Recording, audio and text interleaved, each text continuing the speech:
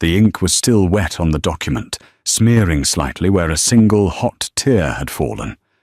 Across the mahogany table, amidst the festive scent of roasted turkey and expensive pine, Ethan didn't look remorseful. He looked bored. His mother, Victoria, swirled her vintage wine and smiled as if she'd finally taken out the trash. They thought they were discarding a burden, a broke, quiet girl who didn't fit their prestigious world. They had no idea that the signature Clara just placed on that paper wasn't a surrender. It was the trigger for the most brutal financial collapse their family would ever see. Because the woman they just kicked out into the snow wasn't a nobody. She was the only daughter of the man who owned their debt. The grandfather clock in the hallway of the Sterling Manor chimed 7 times, the sound echoing hollowly against the marble floors.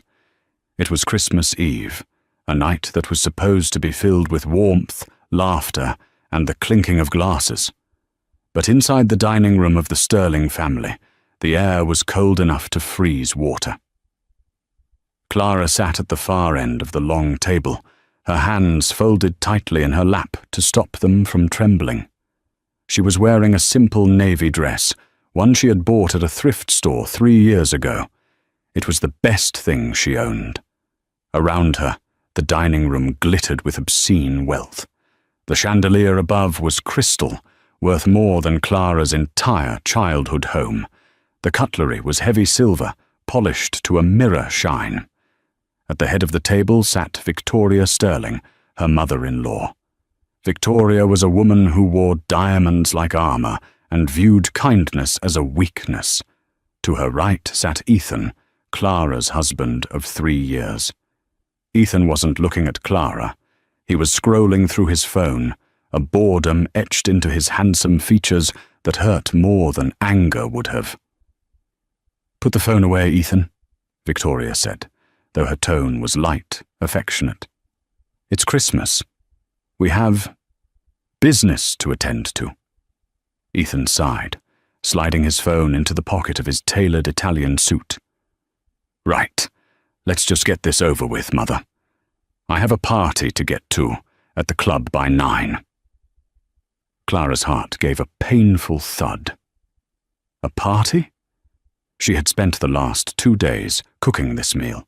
She had roasted the goose, glazed the ham, and hand-peeled the chestnuts because Victoria claimed the staff never got the seasoning right. Clara's fingers were covered in small burns and cuts from the kitchen work. And now, Ethan was planning to leave before dessert. "Clara," Victoria said, her voice sharp, cutting through Clara's thoughts. "Yes, Victoria." Clara looked up, trying to keep her face neutral. "Do you know why we are eating in the small dining room tonight? Why there are no guests?" Clara looked around. Usually, the Sterlings hosted a massive Christmas gala. Tonight, it was just the 3 of them. I assumed you wanted a quiet family evening." Victoria let out a short, cruel laugh.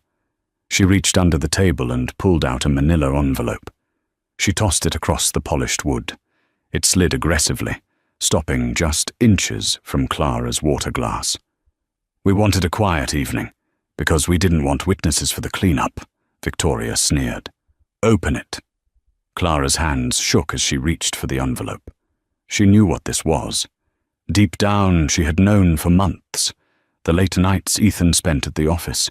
The smell of perfume on his collar that wasn't hers, something expensive, like Chanel No. 5, while Clara wore vanilla oil.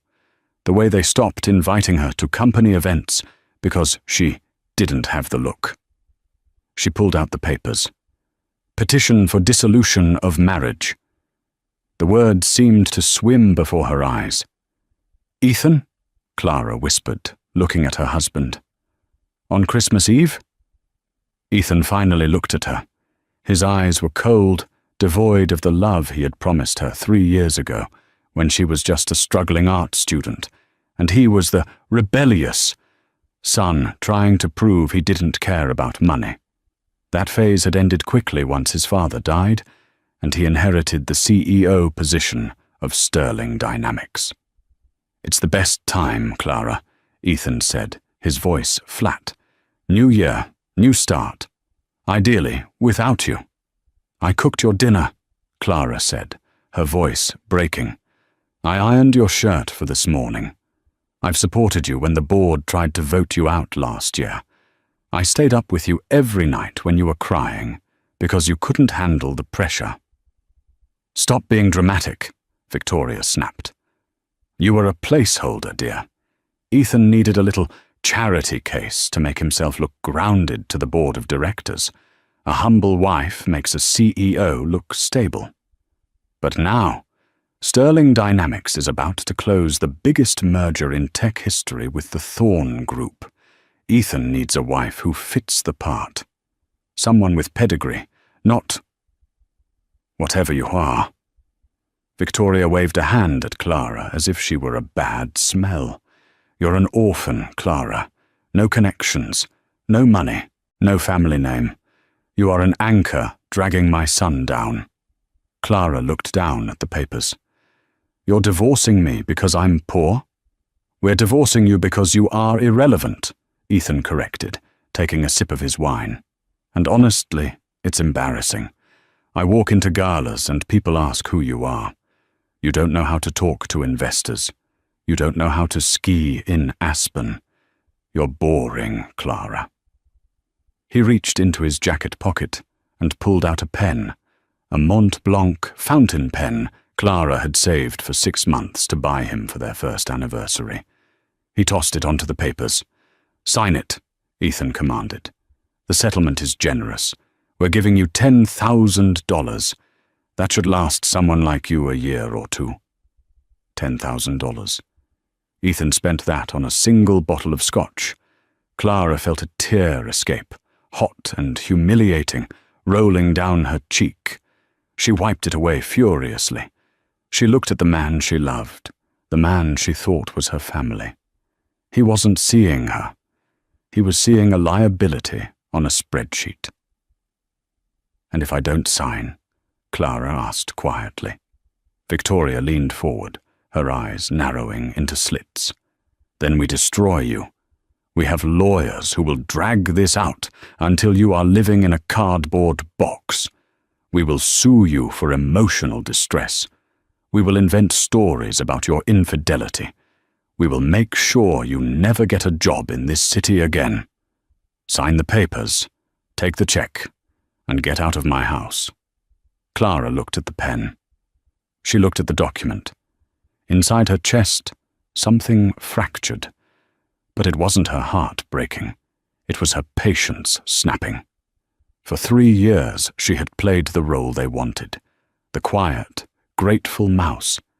She had hidden her past, her true identity, because she wanted to be loved for herself, not for what her last name could buy. She wanted to know if Ethan loved Clara, the girl, or Clara, the heiress. Now she had her answer. She picked up the pen. The weight of it felt familiar. "You're right, Victoria," Clara said, her voice suddenly steady. The trembling in her hands stopped. She lifted her chin, looking directly into the older woman's eyes. "I don't fit in here." "Glad you finally have some self-awareness," Victoria scoffed. Clara uncapped the pen, and $10,000 is an interesting number. "It's more than you deserve," Ethan muttered. Clara signed her name. Clara V. She didn't write Sterling. She signed with her initial. She pushed the papers back across the table. "There," Clara said, standing up. She didn't touch the food she had spent all day preparing. "You have your divorce. Consider it my Christmas gift. I hope the merger with the Thorn Group goes exactly as you deserve." Ethan snatched the papers, checking the signature. He didn't notice the missing last name. He just saw the ink and smirked. Finally. "Get your things," Victoria said, waving a hand toward the door. "The driver will drop you at the bus station. We aren't paying for an Uber." "That won't be necessary," Clara said. She reached for her purse, a worn leather bag that sat on the floor. "I have a ride coming." "A ride?" Ethan laughed. "Who? The pizza delivery guy?" Clara didn't answer. She walked to the heavy oak doors of the dining room. Before she left, she turned back one last time. The scene was picturesque. The rich mother and son, safe in their castle, victorious in their cruelty. "Merry Christmas, Ethan," she said softly. "Enjoy the silence." She walked out into the cold hallway, the heavy door clicking shut behind her. As soon as she was out of sight, Clara's posture changed. The slump in her shoulders vanished. She pulled her phone from her pocket, a cheap burner phone she used around them, and dropped it into the trash can by the door. From the inner pocket of her coat, she pulled out a different phone. Sleek, black, satellite encrypted. She dialed a single number. It rang once. "Miss Thorne," a deep voice answered instantly. "It's done, Marcus," Clara said, her voice ice-cold, shedding the meek persona she had worn for 3 years like a heavy coat. "They signed. I'm waiting outside." "Understood, Ma'am. We are 30 seconds away. And your father?" "Tell Daddy I'm coming home," Clara said, pushing open the front doors of the manor. "And tell him to freeze the assets, all of them." Outside, the snow was falling heavily, blanketing the long driveway of the Sterling estate. But the silence of the night was about to be broken. Coming up the driveway wasn't a taxi. It wasn't a bus. Piercing through the snowstorm were the blinding LED headlights of a convoy. 3 blacked-out Cadillac Escalades, followed by a Rolls-Royce Phantom with diplomatic flags on the fenders. Clara stood on the steps, the wind whipping her hair, watching the vehicles that belonged to her real-life approach. Inside the dining room, Ethan poured champagne. "To the merger," he toasted, clinking glasses with his mother. And to the Thorne family money. They had no idea that the Thorne family money had just walked out their front door. Inside the dining room, the silence that followed Clara's departure was thick. Victoria took a sip of her wine, her eyes fixed on the window, where the snow swirled violently against the glass. "Finally," she breathed out, setting the crystal glass down on the coaster. "I thought she would cry more. It's almost insulting how quietly she left." Ethan stood up, walking over to the window to look out at the driveway. He loosened his tie, feeling a strange mixture of relief and irritation. He had expected begging. He had prepared speeches to counter her pleas for money. But she had just walked out. Suddenly, beams of light cut through the darkness of the front lawn. Ethan squinted. "Mother," Ethan said, frowning. "Is the legal team supposed to come tonight? I thought the due diligence meeting for the merger was scheduled for the 26th. Victoria frowned and walked to the window. "No one is coming tonight." "Why?" "Look." They watched as the convoy of 3 black Cadillac Escalades and the massive Rolls-Royce Phantom pulled up to the front portico. The vehicles were imposing, taking up the entire circular driveway. They screamed power. They screamed authority. "My God!" Victoria gasped, her hand flying to her pearl necklace. "That's the Thorne family crest on the flags. I saw it in the dossier. That's Alexander Thorne's private detail." Ethan straightened his jacket, panic and excitement warring in his chest. "Why are they here? Do you think the old man came personally to seal the deal on Christmas Eve? Maybe he wants to test our commitment." "It has to be," Victoria said, frantically smoothing her dress.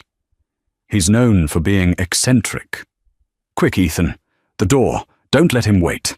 If Alexander Thorne is here, we need to impress him immediately. Forget about Clara. She's probably halfway down the road by now." Ethan rushed to the grand double doors of the manor. He threw them open, bracing himself against the biting wind. He put on his best winning smile, the one he used to charm investors. He watched as a mountain of a man in a black trench coat stepped out of the lead Escalade. The man, Marcus, ignored Ethan completely. He walked to the rear door of the Rolls-Royce and opened it. Ethan took a step forward, extending his hand. "Mr. Thorne, what an unexpected honor." His voice died in his throat. Mr. Thorne didn't step out. Instead, a figure walked toward the car from the shadows of the manor's pillars. It was Clara. Ethan blinked, confused.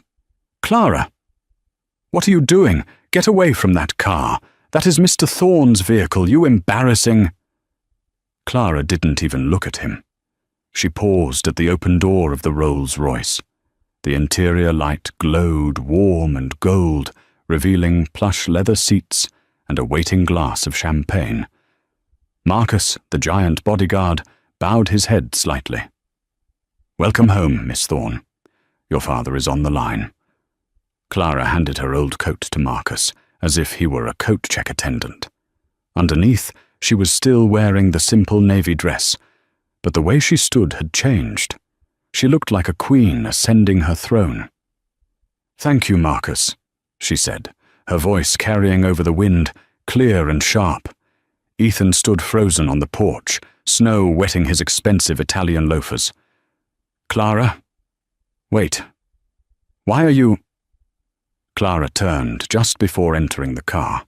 She looked at Ethan, shivering in the doorway, and then at the warm, bulletproof sanctuary of the Rolls-Royce. She offered him a small, pitying smile. "I told you I had a ride, Ethan," she said. She slipped into the car. The heavy door thudded shut with a sound like a vault closing. "Wait!" Ethan yelled, stumbling down a step. "Clara, who are you?"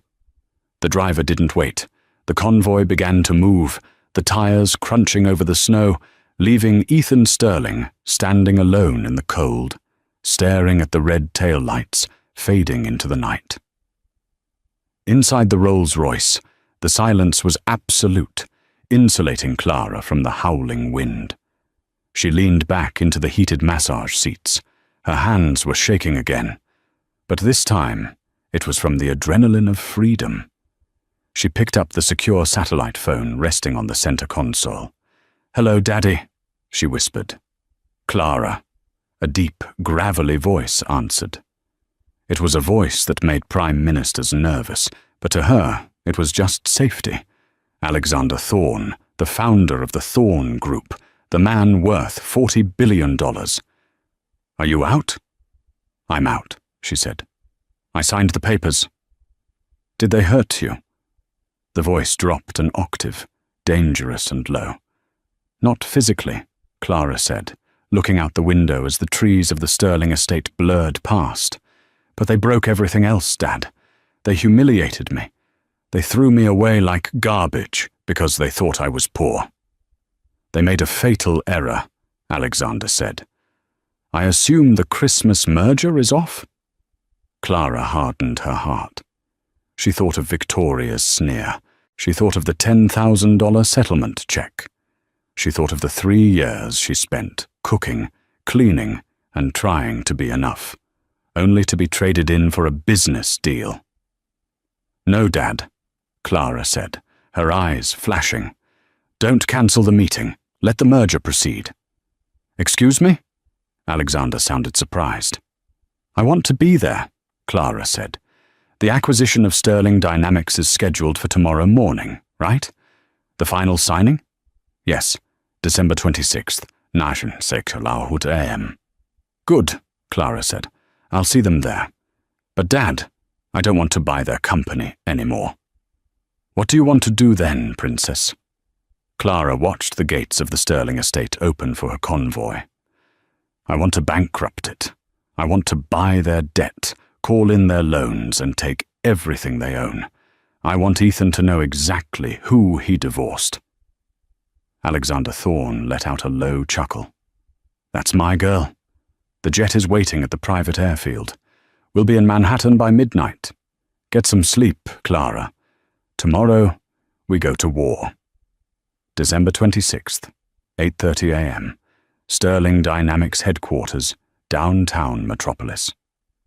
The morning after Christmas was usually quiet in the financial district, but the top floor of the Sterling Dynamics tower was buzzing with nervous energy. Ethan Sterling paced the length of the boardroom, checking his reflection in the floor-to-ceiling windows. He looked impeccable in a charcoal Tom Ford suit, but his eyes were bloodshot. He hadn't slept. The image of Clara getting into the Rolls-Royce had haunted him all night. Victoria had convinced him it was a misunderstanding. She probably knows the driver, Victoria had argued over breakfast. Maybe she's dating a chauffeur. Don't be ridiculous, Ethan. Clara is a nobody. Focus on the merger. He tried to believe her. He had to believe her. Because if he didn't, the reality was too terrifying to contemplate.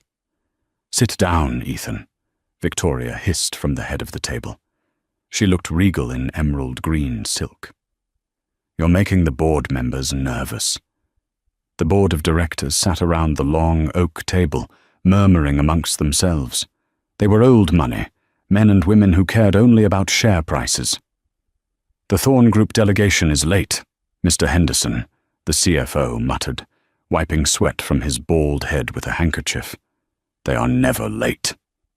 They'll be here, Ethan said, projecting confidence he didn't feel.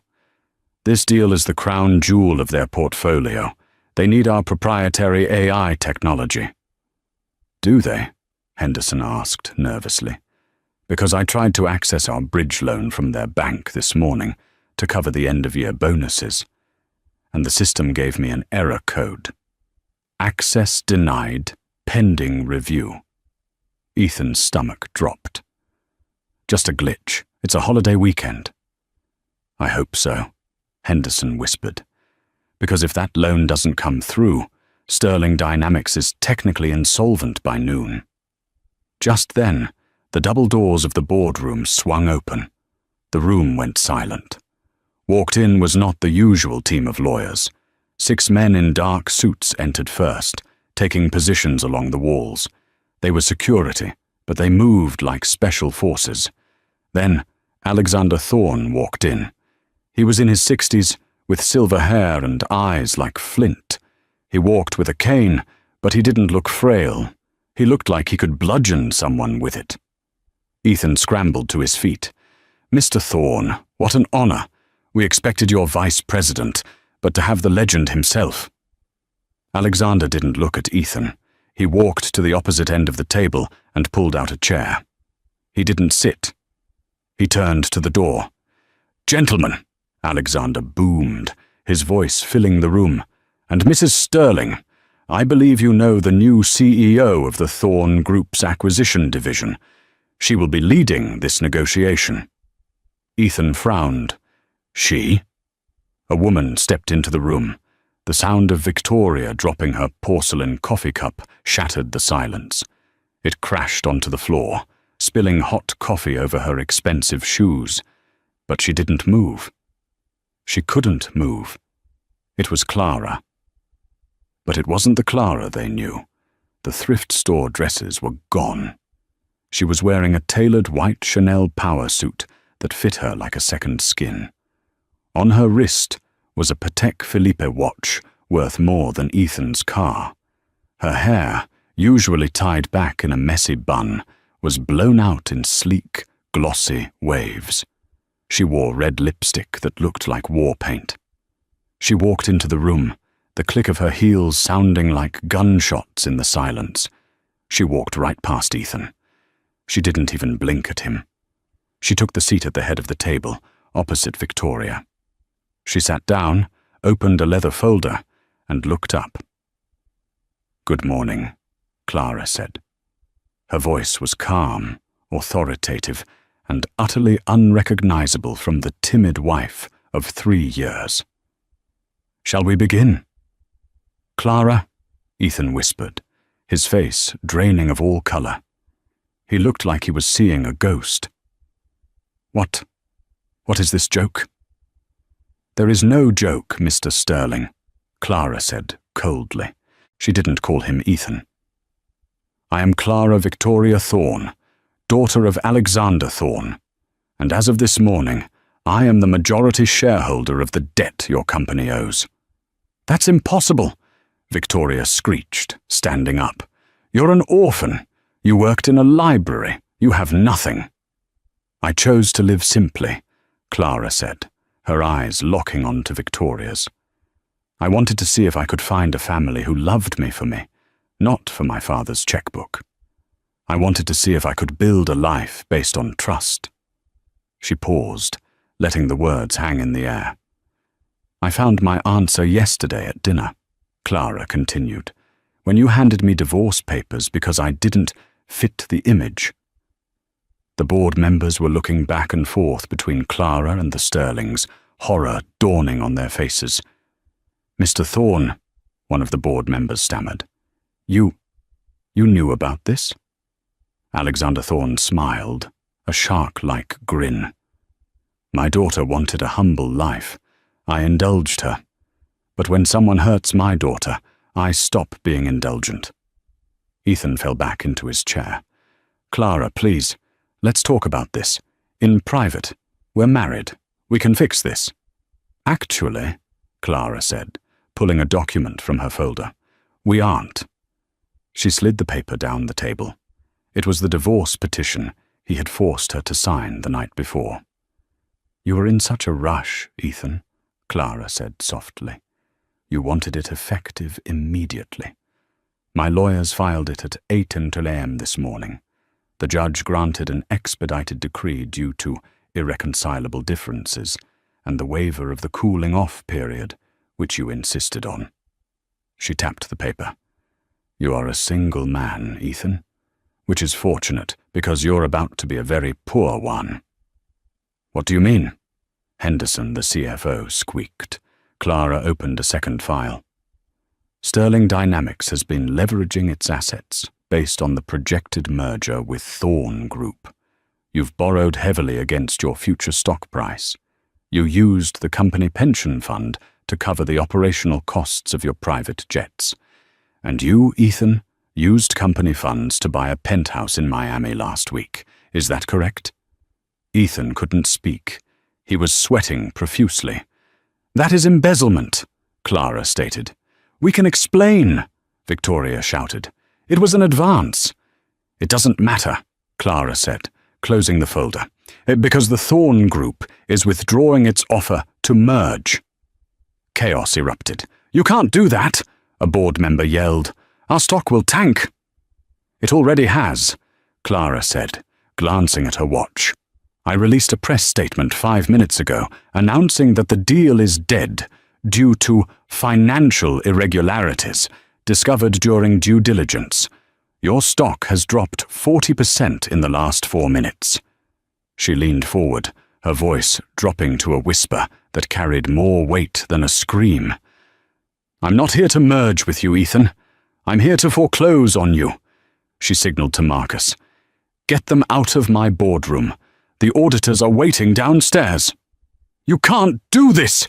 Victoria screamed, her composure finally shattering completely. Her voice cracked, high and shrill, echoing off the glass walls of the conference room. "I am Victoria Sterling. My husband built this building." "And his son lost it," Clara replied, her voice dangerously calm. She didn't stand up. She didn't raise her voice. She simply gestured with a single manicured finger toward the door. "Remove them." 2 security guards, thick-necked and impassive, stepped forward. They weren't the usual building security. These were Thorne Group contractors. They didn't care about the Sterling name. One guard grabbed Ethan by the upper arm. "Don't touch me!" Ethan snarled, trying to jerk his arm away. "I'm the CEO." "Former CEO," Clara corrected, not looking up from her papers. "Currently, you are a trespasser. And since you mentioned the embezzlement of company funds for that Miami penthouse, I believe the police are waiting in the lobby. I'd suggest you go quietly, unless you want handcuffs in front of your employees." Ethan froze. The color drained from his face so fast he looked like a corpse. "Police?" Fraud is a serious crime, Ethan, Clara said, finally looking him in the eye. You used the employee pension fund as your personal piggy bank. Did you think no one would notice? Or did you just think you were too important to be caught? Clara, please, Ethan's voice broke. He stopped fighting the guard. The arrogance was gone, replaced by a pathetic, trembling fear. I did it for us. I wanted to give us a better life. Don't, Clara cut him off, sharp as a knife. You did it for yourself. You did it to buy jewelry for that woman you've been seeing at the Sapphire Club. Don't insult my intelligence by pretending it was for me. Ethan's mouth fell open. You knew? I'm a thorn, Ethan, Clara said, a small, sad smile playing on her lips. We know everything. Now get out. The guards shoved them forward. Ethan stumbled, nearly tripping over his own feet. Victoria was sobbing now, clutching her son's arm as they were marched out of the boardroom. The walk to the elevator was a gauntlet of humiliation. The glass walls of the executive offices meant that every employee, the secretaries Ethan had ignored, the junior analysts he had mocked, the janitors he never made eye contact with, saw them. They saw the great Ethan Sterling and the imperious Victoria Sterling being escorted out like common criminals. Heads popped up from cubicles. Whispers spread like wildfire. Phones were raised, cameras flashing. No photos, Victoria shrieked, shielding her face with her Chanel bag. I'll sue you all. Save your money for bail, Mom, Ethan muttered, staring at the floor. When the elevator doors opened in the lobby, the nightmare got worse. Clara hadn't just called the police. She had tipped off the press. A wall of noise hit them the moment they stepped onto the marble floor of the lobby. Flashbulbs erupted like strobe lights. Reporters shouted questions over one another. Mr. Sterling, is it true the company is bankrupt? Mrs. Sterling, comment on the allegations of fraud. Ethan, did you really divorce the daughter of Alexander Thorne on Christmas Eve? Ethan shielded his eyes, blinded by the lights. No comment. No comment. They pushed through the crowd, desperate to get to the curb where their driver, Jenkins, was usually waiting with the company limo. They burst out the revolving doors into the freezing December air. Jenkins! Ethan yelled, looking for the black Mercedes. Jenkins, get the car! But the Mercedes wasn't there. Instead, a tow truck was backing up to Ethan's personal Aston Martin, which was parked in the VIP spot. Jenkins was standing on the sidewalk, holding a box of his personal belongings. He looked at Ethan with a mixture of pity and resignation. Jenkins, open the door, Victoria demanded, rushing toward him. I can't, Mum, Jenkins said, shaking his head. I've been let go, and the cars, the bank ordered them repossessed 10 minutes ago. All company assets are frozen. What? Ethan stared at the tow truck driver, who was hooking chains to the bumper of his beloved sports car. Hey, stop! That's mine! Not anymore, buddy, the driver grunted, not even looking at him. Bank says it belongs to the creditors now. Ethan turned around, panic rising in his throat like bile. He looked up at the skyscraper he used to rule. Standing in the window of the top floor, looking down like a god from Olympus, was a silhouette. Clara. She was watching them. Victoria began to hyperventilate. Ethan, how are we going to get home? My cards. My cards are in the office, safe. Ethan reached for his wallet. He pulled out his black Amex.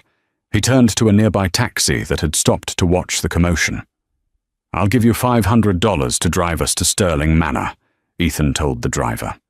The taxi driver looked at the card, then at his phone where the news was already breaking. Sterling dynasty crumbles. Fraud exposed. Sorry, pal, the driver sneered. Machine's broken. He drove off.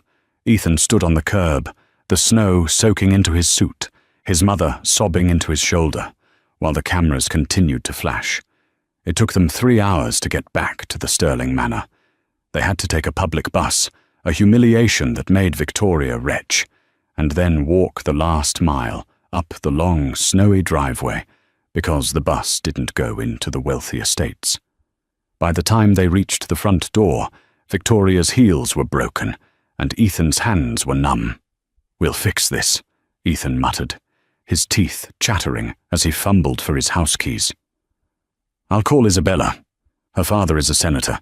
He can pull strings. She loves me. She'll help us."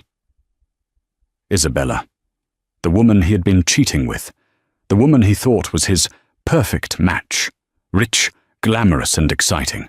Unlike boring, quiet Clara. He shoved the key into the lock. It didn't turn.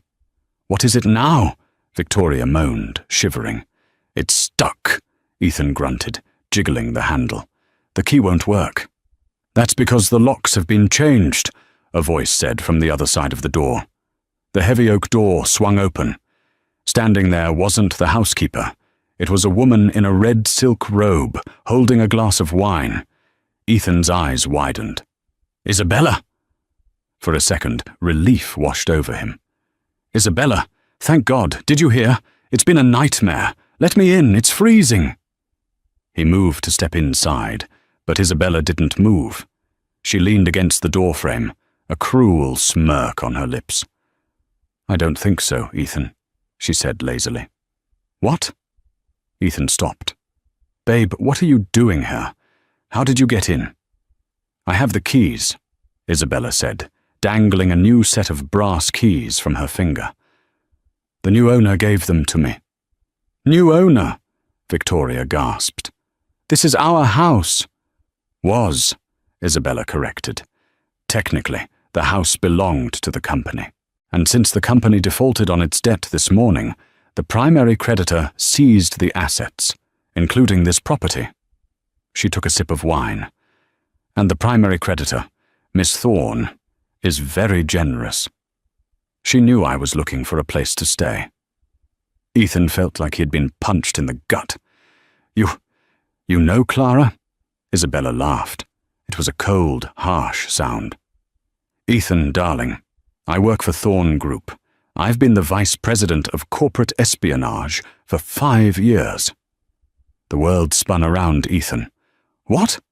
"You were a target," Isabella said, her voice dropping the sweet, seductive tone she had used for months. "We needed to know if Sterling Dynamics was actually profitable or just smoke and mirrors. Clara suspected you were cooking the books, but she needed proof. So she sent me." She looked him up and down with pure disgust. God, it was easy. You were so desperate to feel like a big man. A few compliments, a few expensive dinners, and you told me everything. Where the hidden accounts were, how you were faking the audit reports. You spilled your secrets like a leaky faucet just to impress me. Ethan fell to his knees in the snow. You never loved me." "Love you?" Isabella scoffed. "Please, you're a narcissist with a mommy complex. I endured you for the bonus. And let me tell you, the bonus Clara just gave me? It bought me a very nice vacation to the Maldives." "You snake!" Victoria lunged at her, but Isabella simply stepped back and slammed the door in her face. Click. The deadbolt slid home. "Isabella, open this door!" Ethan screamed, pounding on the wood. "My clothes are in there. My watch collection." "I put a box on the back porch," Isabella shouted through the door. "Whatever fit in a garbage bag is yours. The rest is being auctioned." Ethan slumped against the door, sliding down until he hit the cold stone of the porch. He buried his face in his hands. "This can't be happening," he sobbed. "This isn't real." "Ethan," Victoria whispered. She was staring at her phone, which had just lit up with a notification. Her face was grey. "What now, Mother?" Ethan snapped. "It's a live stream," she said, her voice trembling. "From Clara." Ethan grabbed the phone. On the screen, Clara was standing at a podium. She wasn't in a boardroom. She was in front of a massive, dilapidated brick building in the poorest part of the city. the orphanage where she had grown up. Reporters were gathered around her. "Today," Clara spoke into the microphones, looking radiant and powerful, "I am announcing the dissolution of Sterling Dynamics.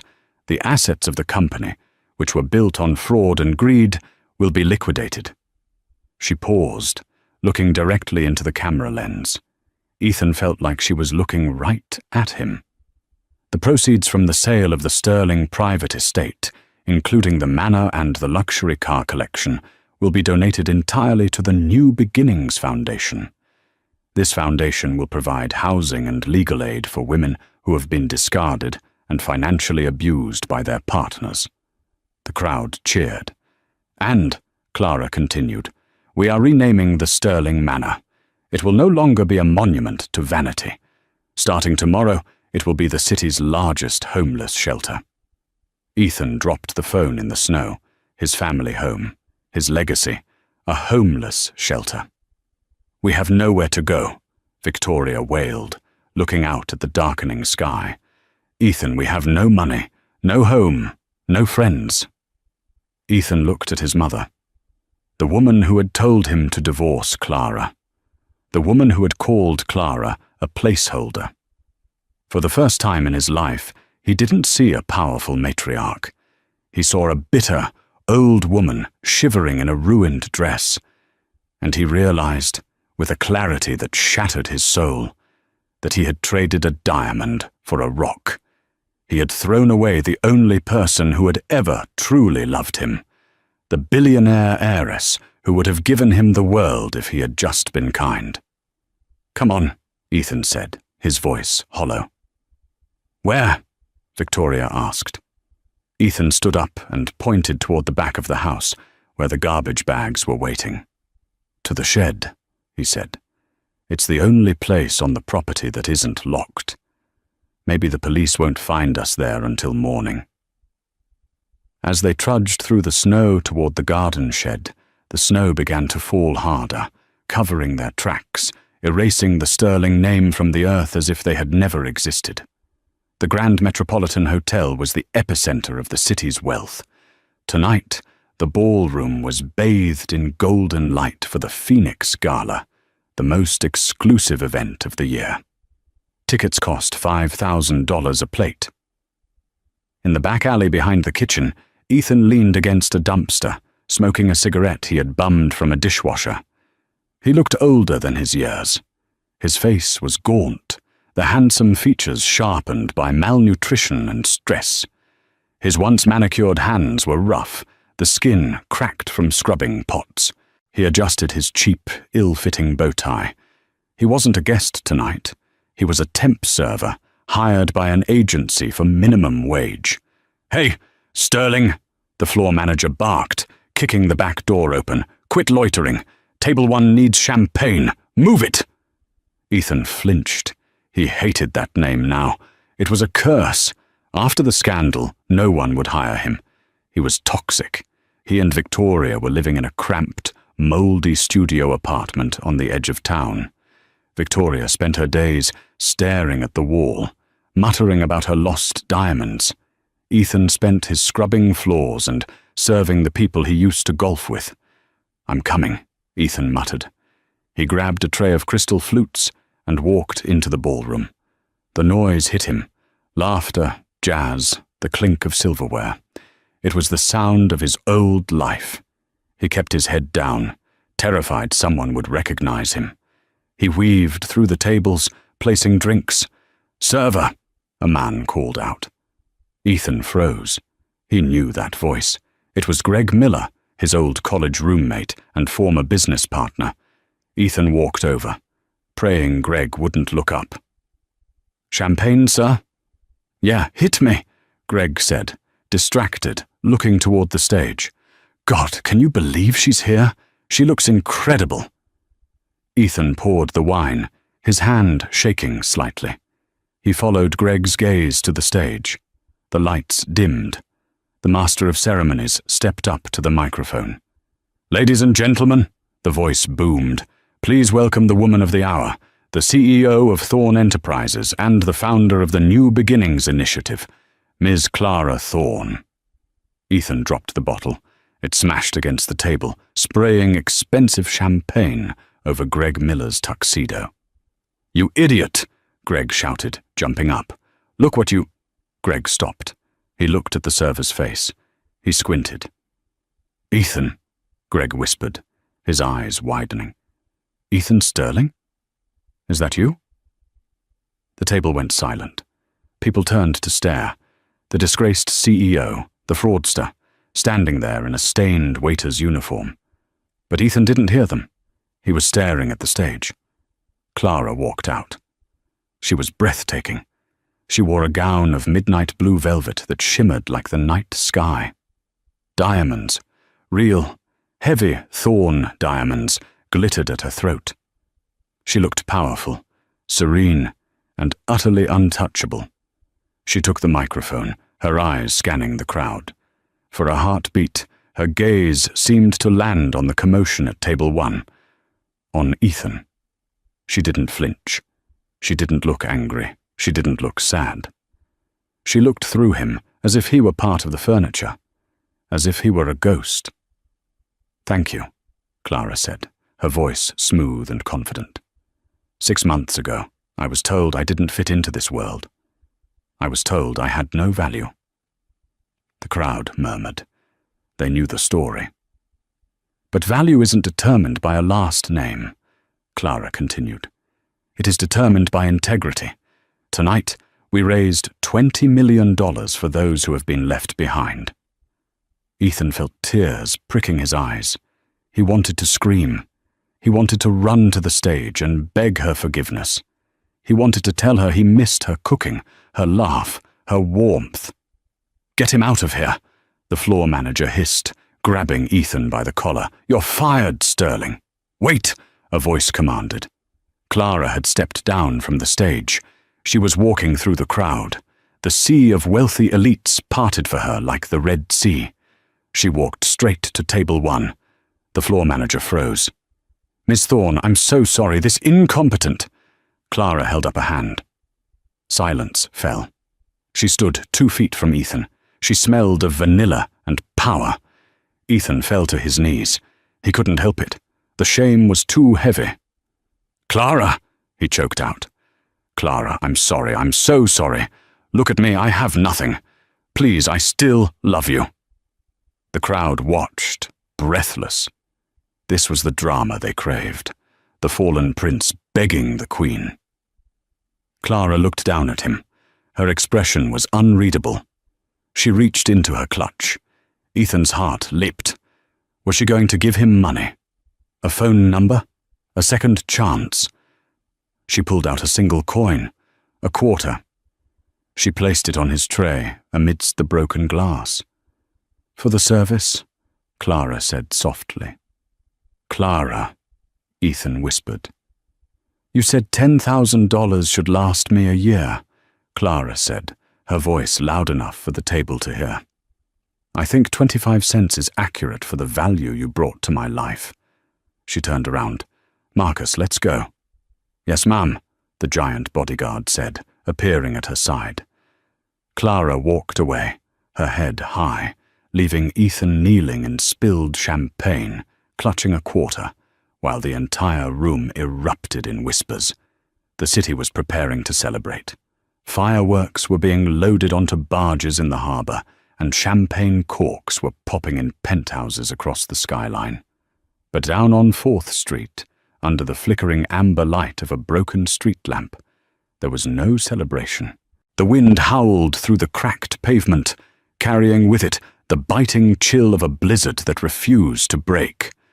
Ethan Sterling sat on the edge of a frozen curb, his expensive Italian suit now stained with mud and stiff with grime.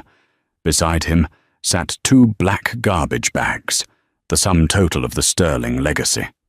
Victoria sat on one of the bags, rocking back and forth. Her hair, once a perfectly coiffed helmet of blonde ambition, hung in greasy, graying strands around her face. She was muttering to herself, listing the names of people who weren't answering her calls. The senator. "He'll call back," she whispered, her teeth chattering. And the Davises. We summered with them in the Hamptons. They won't let us freeze."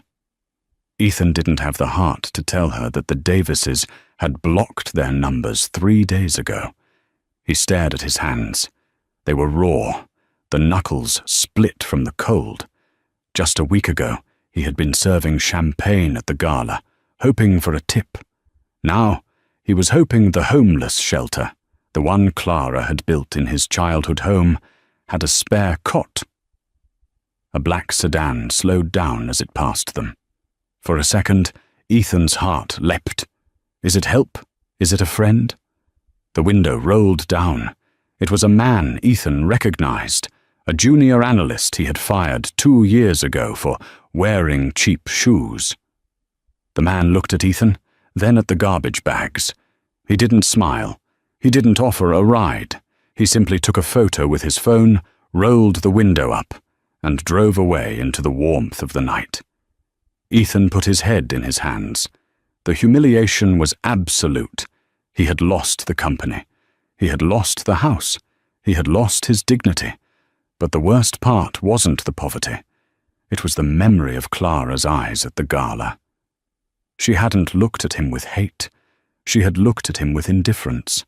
That hurt more than any scream. High above the misery of the streets, in the penthouse suite of the Thorn Tower, the air smelled of roasting coffee and old money. Clara stood by the floor-to-ceiling window, looking down at the city. She was wearing a cashmere sweater and holding a mug of hot tea. The silence here was heavy, but it was a peaceful heaviness. It was the silence of safety. "The final audit is complete," a deep voice rumbled from behind her. Clara turned. Her father, Alexander Thorne, was sitting at his mahogany desk.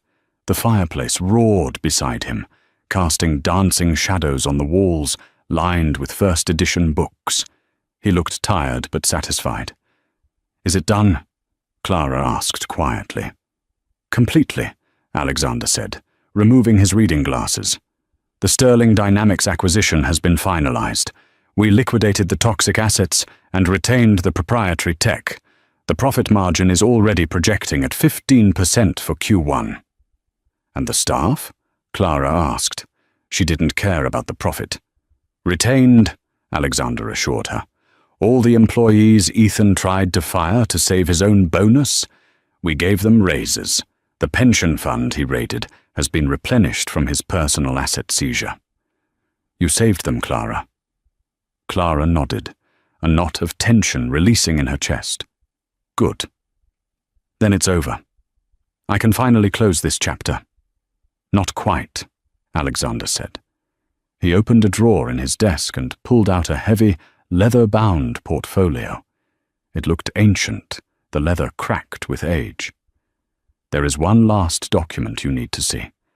I didn't show you this before because, well, I wanted to see if Ethan had even a shred of decency in him." Clara frowned, walking over to the desk. "What is it?" "Your grandmother's final will and testament," Alexander said, sliding the portfolio across the polished wood. "Specifically, the matrimonial trust clause." Clara opened the folder. The paper inside was yellowed parchment, covered in elegant looping calligraphy. She scanned the legal jargon until her father's finger landed on a paragraph near the bottom. Clause 4B. The fidelity provision. "Read it," Alexander urged softly. Clara read aloud, her voice trembling slightly. "Upon the marriage of any female heir to the Thorne fortune, a sealed trust fund containing the sum of $500 million shall be held in escrow. This trust is to remain secret and inaccessible for a probationary period of exactly 3 years." Clara paused.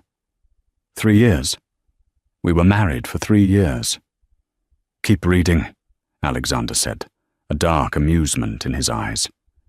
"If the marriage remains intact, and the spouse proves faithful and supportive upon the commencement of the 4th year, defined as 12:01 a.m.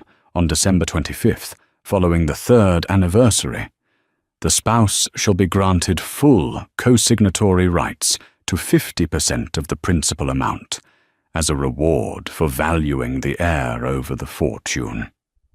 Clara stopped breathing for a moment. She looked up at her father, her eyes wide with shock. "Dad." "The timeline." "Do the math, Clara," Alexander said, leaning back in his leather chair. "You celebrated your 3rd anniversary on November 20th. The probationary period ended at 1 minute past midnight on Christmas Day." Clara's mind raced back to that night. The dinner, the cold goose, the way Ethan had tossed the pen at her. "He forced me to sign the divorce papers at 7 p.m. on Christmas Eve," Clara whispered. 5 hours, Alexander said, holding up 5 fingers. "He missed it by 5 hours. If he had just been kind, if he had just sat through that dinner, treated you like a human being, and waited until the sun came up to be a greedy monster, he would have woken up on Christmas morning with legal access to $250 million. Clara stared at the document. The irony was so sharp it almost cut her. Ethan had destroyed his marriage, his company, and his life chasing money. He had married her thinking she was poor, divorced her because she was holding him back, all while sitting unaware on a lottery ticket worth $500 million. "He never loved me," Clara said, her voice steadying. "Even if he had waited, he wouldn't have passed the faithful requirement. He was cheating with Isabella." "True," Alexander nodded. "But he didn't know we knew that.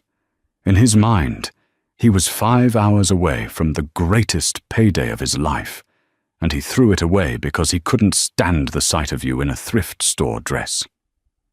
Alexander stood up and tossed the document into the roaring fireplace. "Greed makes men blind, Clara."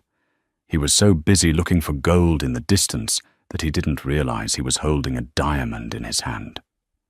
They watched the paper curl and blacken in the flames. The fidelity provision turned to ash, just like the sterling name. Clara walked back to the window. Down below, the clock on the City Hall tower began to strike midnight. The first fireworks of the new year exploded in the sky, red, gold, and silver showers of light illuminating the darkness. "What happens to them now?" Clara asked, watching the celebration. "I bought the building they were renting," Alexander said casually. "The one with the mold. We're tearing it down next week to build a park for the orphanage. The eviction notice was served at 5 p.m. today." Clara looked down at the dark, cold streets. She pictured Ethan and Victoria down there, watching the same fireworks, freezing, hungry, and alone. She reached into her pocket and pulled out the Mont Blanc pen, the one Ethan had thrown at her to sign the divorce papers. She had kept it. "Do you want me to send a car for them?" Alexander asked, testing her. "It's 10 degrees below zero." Clara looked at the pen. She remembered the insults. She remembered Victoria calling her a placeholder. She remembered Ethan laughing when she said she had a ride. She turned to her father and dropped the pen into the trash can by the door. "No," Clara said. "They wanted a life without me. I'm simply giving them exactly what they asked for." She turned back to the window, the fireworks reflecting in her eyes like war paint. "Happy New Year, Dad."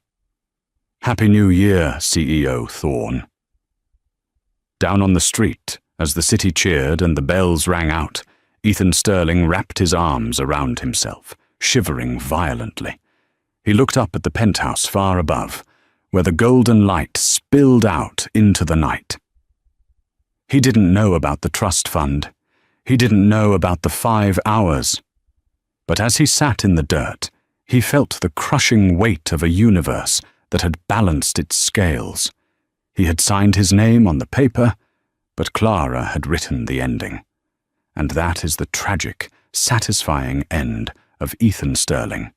He spent his whole life chasing gold, never realizing he was holding a diamond until he threw it away. It's a brutal reminder that when you marry someone, you marry their heart, not their wallet.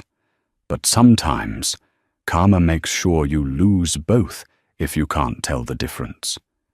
If you enjoyed this story of betrayal, revenge, and the ultimate comeback, please give this video a like.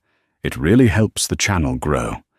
And if you want more stories where the underdog takes everything back, hit that subscribe button and turn on the notification bell so you never miss a twist. What would you have done if you were Clara? Would you have given him a second chance, or was the quarter exactly what he deserved? Let me know in the comments below. Thanks for watching, and I'll see you in the next story.